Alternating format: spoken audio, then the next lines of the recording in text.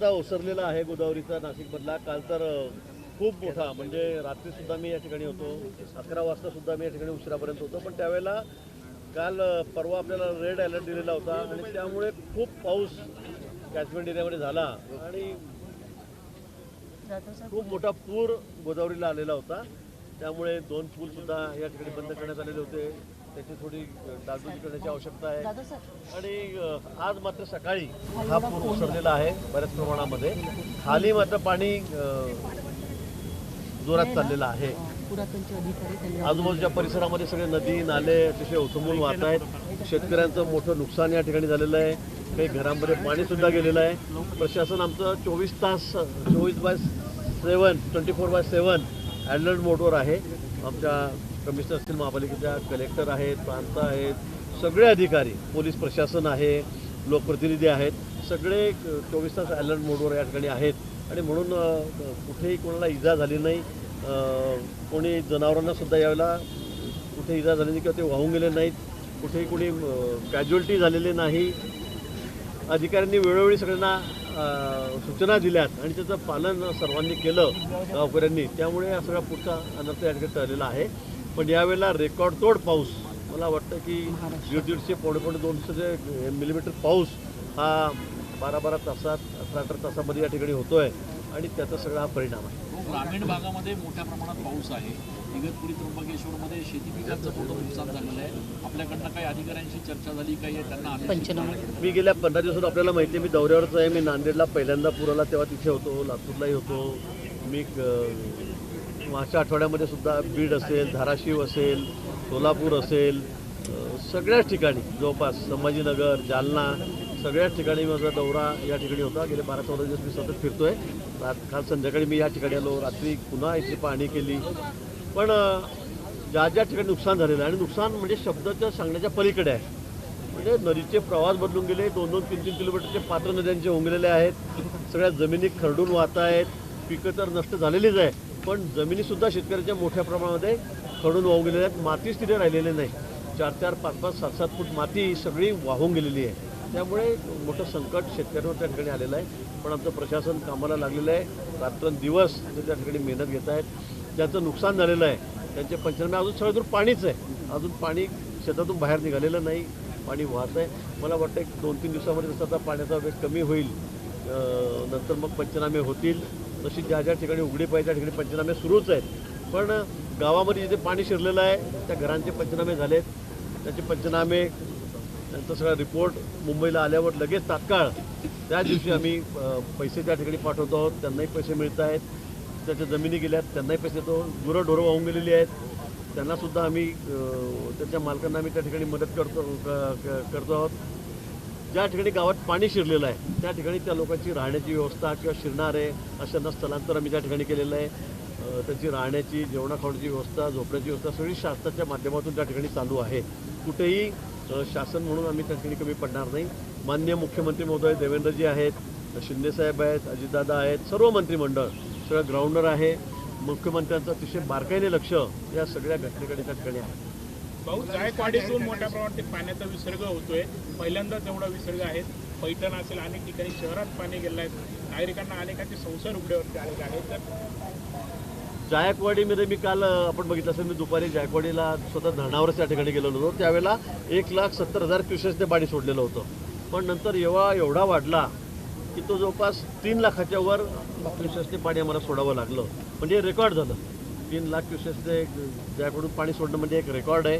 त्यामुळे खाली पैठण आहे, खाली गोदाकाठची ग्रामीण भाग आहे, गावं आहेत, पण त्यांना सगळ्यांना अलर्ट केलेलं होतं. त्यामुळे सुदैवाने कुठेही प्राणहानी झालेली नाही, फार धावपळ झाली नाही. प्रशासनाने दिलेल्या सूचनांचं पालन सगळ्यांनी केलं. त्यामुळे पुढचा कुठलाही अनर्थ त्या ठिकाणी झालेला नाही. आता जवळपास 1,70,000, 1,75,000 क्युसेक्सने पाणी आता खाली जायकवाडीतून आम्ही सोडतो. कारण थोडं पाणी कमी झालेलं आहे, पाऊस कमी झालेला आहे. वरतून तर पाणी आलंच, नगरला, नाशिकला, अहिल्यानगरला, नाशिकमधून पाणी खूप गेलं. पण त्याचबरोबर जे त्या नदीपात्राच्या क्षेत्रामध्ये किंवा धरणाच्या क्षेत्रामध्ये जे पाणी झालेलं प्री कॅचमेंट एरियामध्ये ते खूप मोठ्या प्रमाणामध्ये होतं. आणि त्यामुळे मग 3 लाख क्युसेक्सने पाणी आम्हाला त्या ठिकाणी सोडावं लागलं. मी पुन्हा सांगेल की खाली कुठली कॅज्युअल्टी त्या ठिकाणी झाली नाही. 24 तास अधिकारी धरणावरही होते आणि पुढच्या सगळ्या ग्रामीण भागामध्ये सगळे आमचे अधिकारी तलाट्यापासून तहसीलदारापासून जिल्हाधिकाऱ्यापासून सगळे उभे होते. आमदारांनी आज भागामध्ये म्हणजे या ज्या जाचकाठी NDRFच्या असेल किंवा आपत्तीच्या असतील त्याच्या जाचकाठीमुळे तिकडच्या शेतकऱ्यांना ती मदत मिळू शकत नाहीये, त्या संदर्भात काही निर्णय होतोय. निश्चित या बाबतीमध्ये खरं म्हणजे टॅग असला पाहिजे, कानाला जो इन्शुरन्स असतो त्याची कुठेतरी नोंद असली पाहिजे, दवाखान्यामध्ये कुठे वॅक्सिनेशन झालं म्हणून नोंद असली पाहिजे. पण ती जरी नसेल, कदाचित काही ठिकाणी नसेल, पण गावातले पोलीस पाटील सांगतायत, सरपंच सांगतायत, 2 प्रतिष्ठित सांगतायत की हो याच्याकडे 2 गायी होत्या वाहून गेल्या, त्याच्याकडे 4 जनावरं होते ती वाहून गेली, असं जरी सांगितलं तरीसुद्धा त्यांना आम्ही मदत त्या ठिकाणी देणार आहोत. त्यासाठी काही फार कायदेशीर ज्या अटी आहेत त्याचं पालन केलं पाहिजे असं नाही, पण गावातल्या 4 प्रतिष्ठित लोकांनी त्या ठिकाणी सांगितलं पाहिजे की खरंच त्याची जनावरं वाहून गेलेली आहेत आणि त्याप्रमाणे आम्ही त्यांना ग्राह्य धरून त्यांचं म्हणणं मदत करू. ओला दुष्काळ जाहीर करावा अशी मागणी केली जाते, नेमकी आपण काही तसे अहवाल पाठवणार आहात का? ओला दुष्काळ आपण बघतायत की अनेक जिल्ह्यांमध्ये खूप पाऊस होतोय, रेकॉर्ड ब्रेक पाऊस होतोय, ही वस्तुस्थिती आहे. ओला दुष्काळ केला नाही केला तरी त्यांना बरेच शेतकऱ्यांना तेवढीच मिळणार आहे. मदतीच्या बाबतीमध्ये सरकार कुठेही कमी पडणार नाही. मोठं संकट शेतकऱ्यांवर आहे त्याची कल्पना आम्हाला सर्वांना आहे, पण अजूनही पाऊस सुरू आहे. मला वाटतं तो थांबलेला नाही आहे. 2 दिवस अजून पुढे 30 तारखेपर्यंत अलर्ट दिलेला आहे.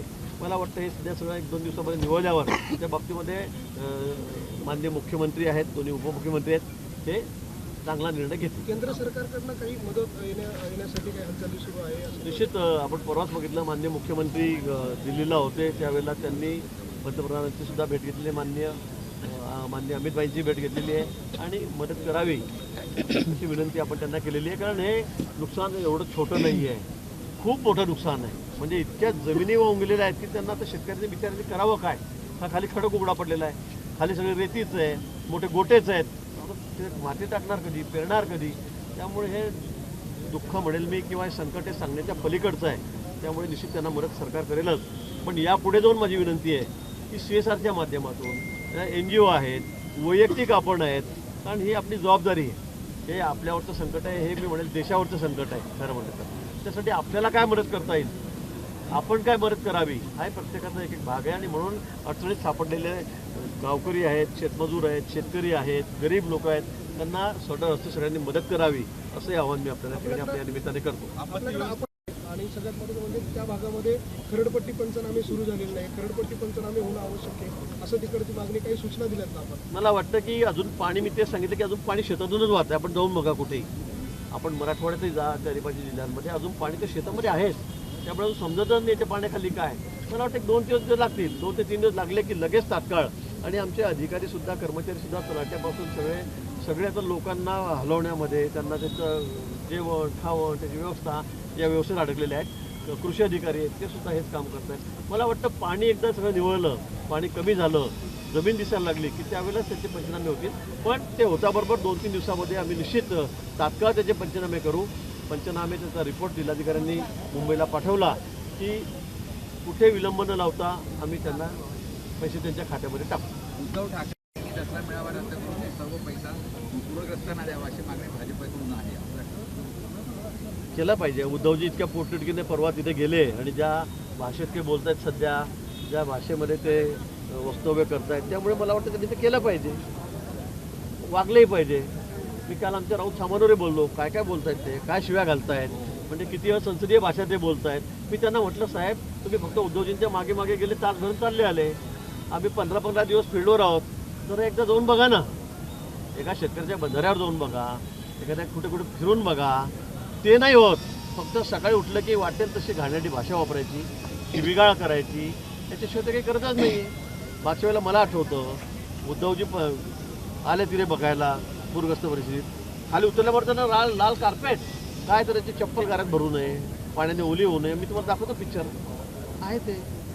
म्हणजे मग आपण सरकारमध्ये असताना आपण काय करत होता आणि त्याच्या विरोधात असताना आपण कोणती भाषा बोलतायत, म्हणजे कशासाठी चाललेलं आहे? म्हणजे एक भाषा त्यावेळेला वेगळी वापरायची, आता वेगळी वापरायची. कोरोनाच्या काळामध्ये तुम्ही घराच्या बाहेर पडले नाही, आता त्यावेळेचे पराक्रम तुम्हाला माहीत आहे. राऊतसाहेब बोलायला लावू नका. खिचडीमध्ये आपण काय काय केलं, आपले सगळे सवंगडी किती दिवस जेलमध्ये वर्ष राहिले, तेव्हा आपल्याला काही वाटलं नाही. आणि आता काहीतरी घाणेरड्या इतक्या असंसदीय की आमच्या कोणी भगिनी महिला टीव्हीवर ऐकू शकत नाही अशा भाषेत तुम्ही बोलतात. मला वाटतं आता याच्याबद्दल काय बोलावं. दोन्ही पक्ष आता जातोय, अजून अधिकृत घोषणा पण नाही दोन्ही पक्षांची एकत्रित. शुभेच्छा आहेत त्यांना. मराठीचाच आणि मराठीच महापौर होईल असं त्यांचं म्हणणं आहे. हो, आणि मनसेचाच होईल. संदीप देशमुख आता ते त्यांनी दोघांनी ठरवावं आधी. आता अजून एकत्र झाले नाही, आतापासून ते महापौर दावा करतायत, नाशिकचे सांगतायत, मुंबईचे सांगतायत. त्यांना सगळ्या ठिकाणी महापौर पाहिजे. मला वाटतं का घोडा मैदान समोर आहे, निवडणुका समोर आहेत, आपलं कर्तृत्व त्या ठिकाणी दाखवा. शिंदेचा शिवसेनेचा जो मेळावा झाला, शिंदेच्या शिवसेनेचा जो मेळावा झाला, त्याला एकनाथ शिंदे स्वतः उपस्थित होते. तिथे देखील अशा प्रकारचे बॅनर लागले की महापौर जो आहे तो शिवसेनेचा असेल त्यांच्या शिंदे. बघा, सगळे पक्ष आहेत, प्रत्येकाला वाटतं माझा महापौर झाला पाहिजे, निवडणूक होईल, आम्ही युतीत लढू. काय जे संख्याबळ असेल, काय होईल, वाटाघाटे काय होतील, काय संख्याबळ राहील, त्यावर पुढचं अवलंबून राहील. बरोबर आहे. त्यामुळे काही उत्साही कार्यकर्ते राहतात, ते बोर्डबाजी करतात, ॲडव्हर्टाईज करतात. कोणी स्वतःच्या नावाने म्हणतो मी महापौर, कोणी म्हणतो माझ्या पक्षाचा महापौर. तसं मागच्या वेळेला पंतप्रधान आमचे उद्धवजी होणार राऊतांनी सांगितलं होतं, आपल्याला माहिती आहे. त्यामुळे असे अति उत्साही लोक भरपूर असतात. जळगावचे माजी महापौर कसं बघताय त्याकडे कॉल सेंटर नाही, मला वाटतं की काल जी रेड झाली, मी त्यावेळेला संभाजीनगरला होतो. त्या ठिकाणीच मला ही बातमी कळाली. मी सोशल मीडियाच्या बघत असताना, गाडीत बसत असताना, धरणावर परत जात असताना एस-पींची मी त्या बाबतीमध्ये माहिती घेतली, पण त्यावेळेला चौकशी सुरू होती. आज सकाळपासून मी काही माहिती घेतली नाही, पण सगळ्या दूर या बातम्या चाललेल्या आहेत. घटना अतिशय गंभीर आहे. अशा पद्धतीने जर कोणी जळगावसारख्या ठिकाणी येऊन लोकांना बाहेरून आणून जे करत असतील, तर त्या बाबतीमध्ये त्याची गंभीर दखल पोलीस प्रशासनाने त्या ठिकाणी घेतलेली आहे, पोलीस खात्याने घेतलेली आहे. त्याची चौकशी सुरू आहे, त्याची सखोल चौकशी होईल.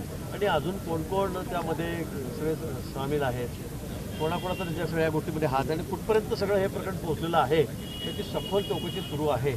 सगळं अंतिम त्या बाबतीमध्ये अजूनही बोलता येईल. अनेक आजी अधिकारी देखील आहेत, IPS अधिकाऱ्यांचा त्याच्यामध्ये सहभाग आहे असं दिसतंय. IAS अधिकाऱ्यांचा सहभाग आहे आजी असंही दिसतंय. नाशिकमध्ये देखील नाशिक हे जे कॉल सेंटर आहे हे पूर्ण रॅकेट आहे. नाशिकच्या इगतपुरीमध्ये देखील असं उद्ध्वस्त झालेलं होतं मागे मला हो. ऐकलं. तर त्याच्यामध्ये 3 IPS अधिकाऱ्यांच्या संदर्भात CBIने गृह विभागाला अहवाल देखील पाठवलेला आहे. त्यांच्या संगनमताने, त्यांच्या आशीर्वादाने हे कॉल सेंटर सुरू आहेत अशी माहिती आहे. नाही, मला वाटतं अशी जर काही असेल आणि तसा रिपोर्ट गेला असेल तर त्याच्यात निश्चित कारवाई झाली पाहिजे.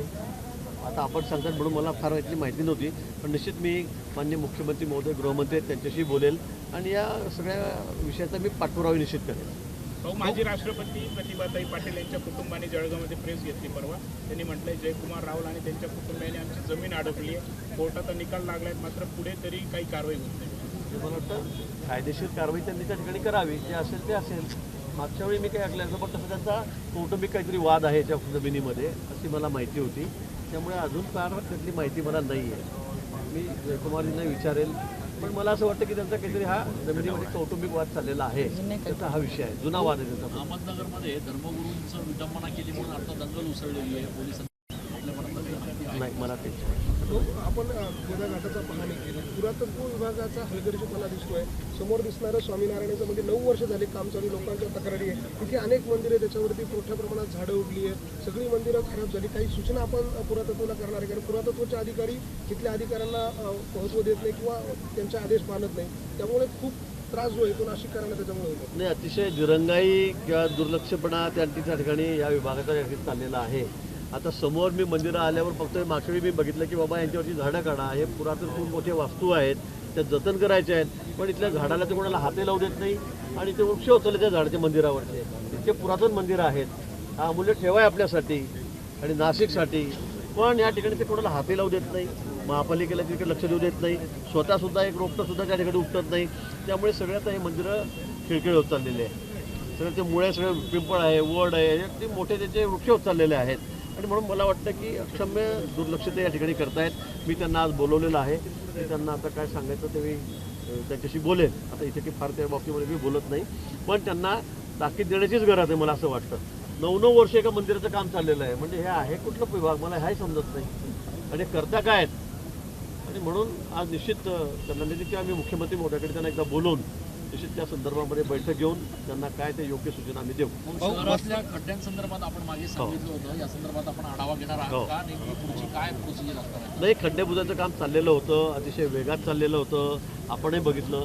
पण पुन्हा मी गेलो दुसऱ्या दिवशी इतका पाऊस चाललेला आहे, की त्या पावसामध्ये खड्डे बुजले की ते परत 8 दिवसामध्ये जसे तसेच होतील.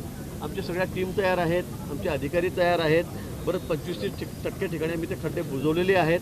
पण आतापर्यंत खरं म्हणजे पाऊस नसता 5-6 दिवसात पूर्ण झाले असते. मी अजूनही आपल्याला सांगेल की अजून 1-2 दिवस पावसाचा अलर्ट आहे. तो पाऊस गेला की आम्ही 4-5 दिवसामध्ये अगदी वॉर लेवलवर हे सगळे खड्डे बुजवणार आहोत. आणि त्याचबरोबर आता आम्ही नवीन टेंडर काढून हे रस्ते सिमेंटचे सुद्धा आम्ही व्हाईट टॉपिंग जे आहेत ते आपण घेतलेले आहेत, ते सुद्धा आपण पूर्ण करू. वस्त्रांतरगृह पाडू नये असं पुरोहित संघाचं म्हणणं आहे. प्रशासन कारवाई करायला सुरुवात केलेली आहे. काय होणार आहे पुढे? वस्त्रांतरगृहाच्या बाबतीमध्ये मागच्या 12 वर्षापूर्वी सुद्धा मी कुंभमेळा मंत्री होतो, त्यावेळेला अनेक वेळा त्या विषयावर चर्चा झाली, मिटिंग झाल्यात. त्यावेळेला आम्ही सांगितलं की बाबा हे काढणं आवश्यक आहे. कारण यावेळेला गर्दी आपण जर बघितली तर ही गेल्या वेळेपेक्षा मला वाटतं सहज 3 पट तरी होईल. खूप मोठी गर्दी यावेळेला राहील. आणि इथे आमच्या रामकुंडावर एवढी गर्दी आपण ती ऑब्झर्व करू शकत नाही. जागा आमच्याकडे कमी आहे, त्यामुळे ते काढणं अपरिहार्य आहे. वस्त्रांतरगृहाला आम्ही मागच्या बाजूला जागा देऊ, त्याची काही ॲडजस्टमेंट निश्चित करू, त्याची व्यवस्था करू. पण आता ज्या ठिकाणी अगदी काठावर ते वस्त्रांतरगृह आहे आणि मोठी जागा त्यांनी अडकवलेली आहे, त्यामुळे ते काढणं हे अतिशय आवश्यक आहे. पण ते महापालिकेनेच 1992-93च्या कुंभमेळ्याआधी उभारण्याचा खर्च, पुन्हा पाडण्याचा खर्च म्हणजे नियोजन नाही. आता मला वाटतं 35 वर्ष झाली त्या इमारतीला, 35 वर्ष झालेली आहेत. आणि त्या कुंभामध्ये आणि या कुंभामध्ये खूप मोठा फरक आहे. आता प्रयागराजला तुम्ही बघितलं केवढी मोठी गर्दी, असं कधी अपेक्षित होतं का? कोट्यवधीच्या संख्येमध्ये गर्दी त्या ठिकाणी येते. आपल्याकडे सुद्धा गेल्या वेळीपेक्षा निश्चित 3 पट 4 पट गर्दी या ठिकाणी राहील. आता मला वाटतं लोकसंख्या वाढते आहे, लोकांचा धार्मिक त्याकडे बघण्याचा दृष्टिकोन बदलला आहे, ओढा वाढलेला आहे. त्यामुळे काही गोष्टी आपल्याला कराव्या लागतील. आता आपण उज्जैनला जा, हरिद्वारला जा, तुम्ही वाराणसीला जा, सगळ्या ठिकाणी बघा, अयोध्येला जा, शेवटी ठिकाणी म्हणून काढलेली आहेत. मला वाटतं आपल्याला आपल्या हिताचं काय आहे, चांगलं आपल्याला करायचं असेल, तिथे कुठे दुर्घटना घडू नये, कुठे स्टॅम्पेड होऊ नये, हे जर आपल्याला बघायचं असेल तर काही अतिक्रमण आपल्याला काढणं अपरिहार्य. नाशिक ही कुंभनगरी म्हणून ओळख आहे, मात्र आता हिची ओळख आता गुन्हेगारांची होऊ लागलेली आहे. खरं तर वर्षभरामध्ये 38 ते 39 खून झाले. चेन स्नॅचिंग रस्त्यावर होणारे आता घरापर्यंत येऊन पोहोचले. सध्या नाशिकमध्ये गुन्हेगारीचं वातावरण मोठ्या प्रमाणात वाढलं. ही वस्तुस्थिती आहे की या वर्षभरामध्ये अनेक घटना या ठिकाणी घडलेल्या आहेत. काही खूनसुद्धा झालेले आहेत. पण ते हे खरं आहे की ते आपसातले गँगवार आहेत, आपसातल्या मारामाऱ्या भानगडी आहेत, ते गुंड लोकांच्या याही त्या ठिकाणी. पण ते काही असलं तरी पण हे नाशिकसारख्या शहराला हे अपेक्षित नाही आहे. पोलीस प्रशासनाशी मी मागच्या आठवड्यात बोललो, पण आजही मी CP आणि आमचे काही प्रमुख पोलीस अधिकारी आहेत, DCP आहेत, त्यांच्यासोबत बसून मी या संदर्भामध्ये निश्चित चर्चा करणार आहे. आणि कडक कारवाई या सगळ्या गँगवार आहेत, गँग आहेत, गुंड आहेत, हे सगळे जे काय असतील त्यांच्यावर आम्ही या ठिकाणी करणार आहोत. निश्चित कुंभमेळा समोर आहे आपल्याला, त्यामुळे किंवा तो असला नसला तरी नाशिक शहराची ओळख अशी नाही आहे. इथे एक विशेष महत्त्व आहे नाशिक शहराचं, एक वेगळं वैशिष्ट्य त्या शहराचं आहे. आणि त्या शहरामध्ये अशा घटना घडणं हे काही फार योग्य नाही आहे. निश्चित त्याची गंभीर दखल मी या ठिकाणी घेतलेली आहे. रामकुंडातलं काँक्रिटीकरण काढावं अशी मागणी पुन्हा एकदा होते. बघू आता ते जसं तज्ज्ञ मंडळी आहेत त्यांना आपण त्याचं काय मत आहे काय ते विचारात घेऊ. कारण मागच्या वेळी सुद्धा तेच झालं. अर्धे लोक म्हणायचे नाही काढा, अर्धे लोक म्हणायचे करा. कोणी म्हणतं घाण होते, कोणी म्हणतं खालचे ते झरे येत नाही. मला वाटतं संबंधित सर्व डिपार्टमेंटची आम्ही चर्चा करून या बाबतीत लवकर निर्णय घेऊ. स्मार्ट सिटी कंपनी स्मार्ट सिटीने या गोदाकाठावर सगळे कामं जे आहेत ते वाहून गेल्या पुराच्या पाण्यामध्ये. जर बघितलं ते शोभेसाठी त्यांनी रॉड लावले, काय मागे सगळं ते रॉड वगैरे लावले होते, ते सगळे वाहून गेले. फरच्या देखील वाहून गेल्या या भागातल्या सगळ्या स्मार्ट सिटीने केलेल्या कामाला. काल परवाच्या पुरामध्ये आजच्या दिसते ना हे सगळं. ठीक आहे, त्या बाबतीमध्ये आपण चौकशी करू. त्या बाबतीमध्ये चौकशीच करू आपण त्या बाबतीमध्ये. आणि असे काही कामं जर बोगस झाले असतील तर संबंधित ठेकेदार आहेत, अधिकारी आहेत, यांच्यावर आपण कारवाई करू. समोरचा रामसेतू पूल आहे तो पण समोरचा रामसेतू पूल आम्ही आता काढतो आहोत. 25 कोटी रुपयाची तरतूद नियोजनामध्ये आम्ही या ठिकाणी केलेली आहे. लवकरच आपण तो पूल आता नवीन करतो.